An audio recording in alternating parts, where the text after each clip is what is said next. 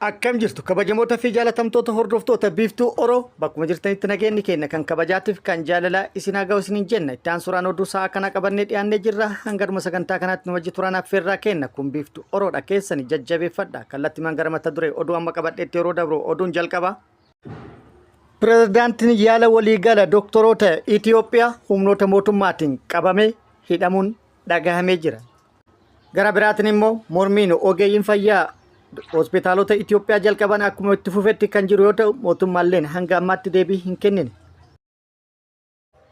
Oduun itti aanu dhaabbanni fayyaa addunyaa akka addunyaatti waggaatti namoonni miiliyoona 1.2 balaa tiraafika daandii irraa lubbuu kan dhaban akka ta'e ibsee jira. Akka Oromiyaatti immoo baatilee 9 dabran qofa namoonni 1,000 ol lubbuu dhabanii jiru. Dabalata oduu kanallee qabannee jirra. Oduun itti aanu oduu oolmaa Oromiyaati. Oduu oolmaa Oromiyaati lolli loltoota mootummaatii fi waraana bilisummaa Oromoo gidduutti Oromiyaa bakkoota garaagaraatti gaggeeffamaa jiru. Akkuma itti fufeetti jira. Waraanni bilisummaa Oromoo lola bakkoota garaagaraatti deemaa jiru kanarratti haleellaa loltoota mootummaa irratti raawwataa jiruun injifannoo argataa jiraachuu fi miidhaa guddaa loltoota mootummaa irratti dhaqqabsiisuun kasaaraa guddaa humna namaatii fi meeshaa waraanaa irratti akka dhaqqabsiisaa jiru himee jira. Mootummaanis tarkaanfii waraana bilisummaa Oromoo irratti Oromiyaa bakkoota garaagaraatti fudhataa jiruun waraanni bilisummaa Oromoo yeroo ammaa kanatti yaaddoo nageenya biyyattii akka hin taane ibsee jira. Waraanni bilisummaa Oromoo immoo kuni waan hin taa'inii fi waan hin taanellee jechuudhaan haaluudhaan ammas bakkoota garaagaraatti haleellaa loltoota mootummaa irratti raawwateen injifannoo argadhe jedhee jira. Akka itti aanu kanatti qabannee jira. Oduu kanneenii fi kan biroo wajjin guutuu oduu wajjin isin wajjin kan turu ani Bariisoo Ganamooti. Guutuun oduu akka itti aanu kanatti wal duraa duuban isiniif dhiyaatu. Pirezidaantiin waliigala yaala doktoroota Itoophiyaa humnoota mootummaatiin hidhamuun dhagahamee jira. Mormiin ogeeyyiin fayyaa hospitaalota Itoophiyaa jalqaban akkuma itti fufetti jira. Deebii hin arganne guyyaan kennan 7 yoo ta'u guyyaa 2 qofatu hafe.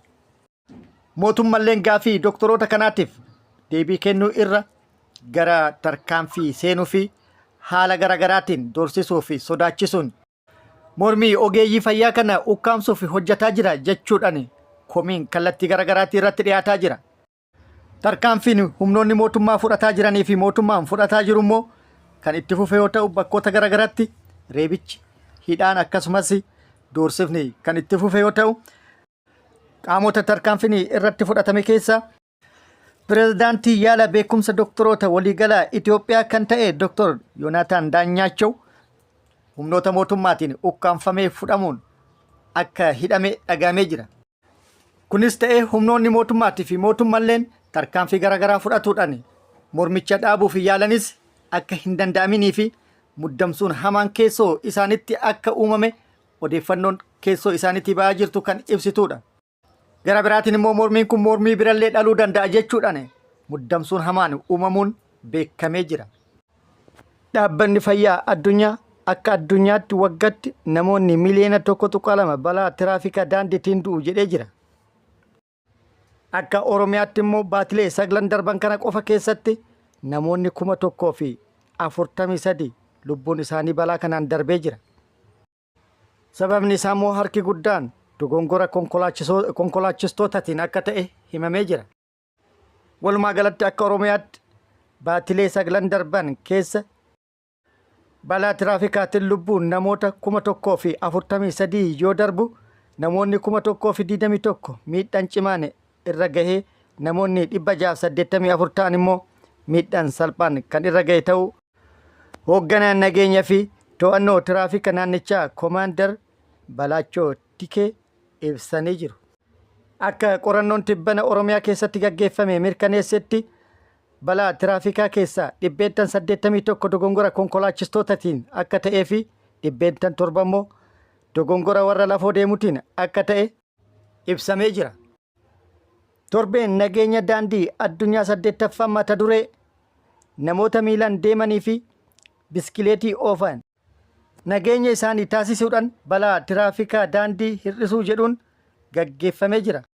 Sagantaa kana kan gaggeesse dhaabbata fayyaa addunyaa yoo ta'u akka ibsetti waggaatti namoonni miiliyoona 1.2 balaa tiraafikaa daandiitiin akka du'an ibsee jira. Dhaabbatichi akka ibsetti du'a tiraafikaa daandii irratti raawwatamuuf hunda keessaa harki 3 saaxilamoo kan ta'e namoota miilaan deemanii fi baayiskilii oofanii akka ta'e ibsee jira. Dhaabbanni fayyaa addunyaa yaada balaa tiraafika daandii irraa hir'isuuf gargaaran jedhe keessaa tokko namoota miilan deemanii fi baayiskila oofaniif daandii uumuun murteessaadha jedhee jira. Furmaanni inni lammaffaa immoo muuxannoowwan gaggaarii irratti hundaa'uun seerota saffisa konkolaachistoota daangessuun akkasumas gamaagamuu fi hojiirra oolchuun murteessaadha jedhee jira. Inni sadaffaan qaxxaamura daandiitiif daandii mijataa uumuudha jedhee jira. Qabxiilee kanneenii fi kan biroollee eeruudhaan walumaa galatti balaa tiraafika daandii irraa hir'isuun barbaachisaa akka ta'e dhaamsa dabarsee jira.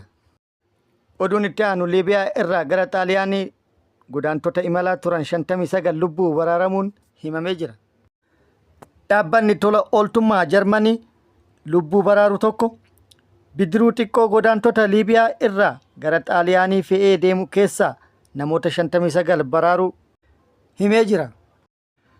Dhaabbatichi namoota bidiruu sanarra turan wayita baraarutti dursee daa'imman 2 dabalatee namoota 3 bidiruu irra osoo jiran lubbuun isaanii dabruu himee jira. Namoota kana baraaruu kan danda'e bidiruun pilaastikaa kun naannoo odola Xaaliyaanii Lampeedusaatti isii yabalaa jirtu erga argeen booda qorannoo qilleensarraan gaggeeffameen ta'uu himee jira. Namoota du'an keessaa 2 daa'imman yoo ta'an daa'imman waggaa 3 fi 4 yoo ta'an sababa du'a isaaniitiifis ta'e kan jedhame dheebuu ta'uu akka hin oolle tilmaamee jira. Bidiruun tun roobii dabre Liibiyaarra kan kaate yoo ta'u kallattiin jalaa baduudhaan galaanicharra akka turte himamee jira. Oduu oolmaa Oromiyaatiin lolli loltoota mootummaatti fi waraana bilisummaa Oromoo gidduutti Oromiyaa bakkoota garaagaraatti deemaa jiru itti fufee jira. Lola bakkoota garaagaraatti deemaa jiru kanarrattis mootummaalleen injifannoo argadhe waraana bilisummaa Oromoo sadarkaa inni na yaachifnerraa gahee jira jechuudhaan injifannoo labsataa kan jiru yoo ta'u waraanni bilisummaa Oromollee bakkoota garaagaraatti haleellaa loltoota mootummaa irratti raawwataa jiruun loltoota mootummaa hedduu hojiin ala taasisuun kaan addunyaa kanarraa godaansisee kaan immoo madoodhaan adabee kaan immoo harkaan qabee meeshaalee waraanaa hedduus irraa hiikkatuun kasaaraa guddaa mootummaa irratti dhaqqabsiisaa akka jiru beeksisee jira. Haaluma kanaan fufteedhaan haleellaa loltoota mootummaa irratti raawwataa jiruun Oromiyaa bakkoota garaagaraatti haleellaa loltoota mootummaa irratti raawwateen injifannoo argadhe jedhee jira.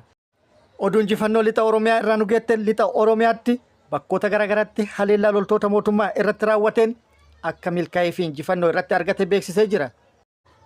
Haaluma kanaan Horroo Guduruu Wallaggaa aanaa Guduruutti halkan edaa jechuun caamsaa 11/2025 tarkaanfii fudhateen milkaa'ee jedhee jira. Halkan caamsaa 11/2025 aanaa Guduruu ganda Waatiyyootti tarkaanfii fudhateen loltoota kana dura waraana bilisummaa Oromoo keessaa ba'anii gara mootummaatti harka kennatanii fi yeroo ammaa kana immoo humnoota waraana mootummaa qabatanii yookaan masakanii waraana bilisummaa Oromoo irratti haleellaa raawwatuuf yookaan waraana bilisummaa Oromoo balleessina jechuun duula jalqabde ka waraanni bilisummaa Oromoo gantoota jedheen 4 halkan kana qacam godhe jechuudhaan waraanni bilisummaa Oromoo beeksisee jira. Akkasumas achuma lixa Oromiyaa Wallagga Bahaa aanaa guutuu giddaatti waraanni bilisummaa Oromoo tarkaanfii fudhatee milkaa'uu ibsee jira. Caamsaa 11/2025 guyyaa kaleessaa jechuudha. Wallagga Bahaa aanaa guutuu giddaa ganda Abdataa jedhamutti haleellaa milishoota irratti raawwateen yookaan humnoota mootummaa irratti raawwateen milishoota 7 addunyaa kanarraa godaansisee kabiroo kan madeessise akka jiru odeeffannoon achirraa nu gahee jira. Akkasumas waraanni bilisummaa Oromoo giddugala Oromiyaa Baha Shaggaritti tarkaanfii fudhateen injifannoo argatu beeksisee jira. Halkan guyyaa caamsaa 11/2025 halkan edaa jechuudha waraanni bilisummaa Oromoo Baha Shaggara aanaa Boosatitti halkaniin hadhee ittiidhuun haleellaa loltoota mootummaa irratti raawwateen injifannoo argatu odeeffannoon gara sirraa nu geette ibsitee jirti. Oduun itti aanu manni murtii oliyyannoo obbo Taayyee irratti dhiyaate irratti jala murtii kennuuf beellama biraa qabatee jira. Manni murtii waliigala federaalaa oliyyannoo abbaan alangaa obbo Taayyee Danda'aa irratti dhiyeeffatan irratti jala murtii laachuuf har'atti beellamamee ture beellama biraa qabatee jira. Dhaddacha har'aa irratti abbaan alangaa akkasumas deebii kennaa kan ta'an obbo Taayyee Danda'aa abukaatoo isaanii waliin dhaddacha irratti argamanii turan. Haa ta'u malee dhaddacha har'aa irratti manni murtichaa galmicha kan ilaale ta'us abbaan seeraa galmicha qabatan waan dhukkubsataniif beellamni biraan yaa kennamu jechuudhaan ajaja kennee jira. Haaluma kanaan oliyyannoo abbaa alangaatii fi deebii obbo Taayyee Danda'aa kennan irratti jala murtii laachuuf akka lakkoofsa Itoophiyaa caamsaa 12/2017tti beellamni qabamee jira. Dhumarratti dhaabbanni konkolaataa kireessuu fi misooma koriidarii Kaazaanchis irratti miidhaa dhaqqabsiise birrii 100,000 adabamee jedhamee jira. Magaalaa Finfinneetti kutaa magaalaa Qirqoositti dhaabbanni konkolaataa kireessuu fi bu'uuraalee misoomaa koriidarii irratti miidhaa dhaqqabsiise birrii 100,000 adabamuu waajjirri dambii kabachiisu kan kutaa magaalichaa ibsee jira. Kunis madda galiiti. Kabajamoota fi jaalatamtoota hordoftoota biiftuu Oroo oduu namaaf qabanne kan hanga ammaa kana guutuu oduu wajjin isin wajjin kan ture ani Bariisoo Ganamooti. Hanga yerootti aanutti deebinee wal agarrutti nageenyi rabbi isiniif haa baay'atu. Nagatti nu turan hawwii kenna. Nagatti nu tura.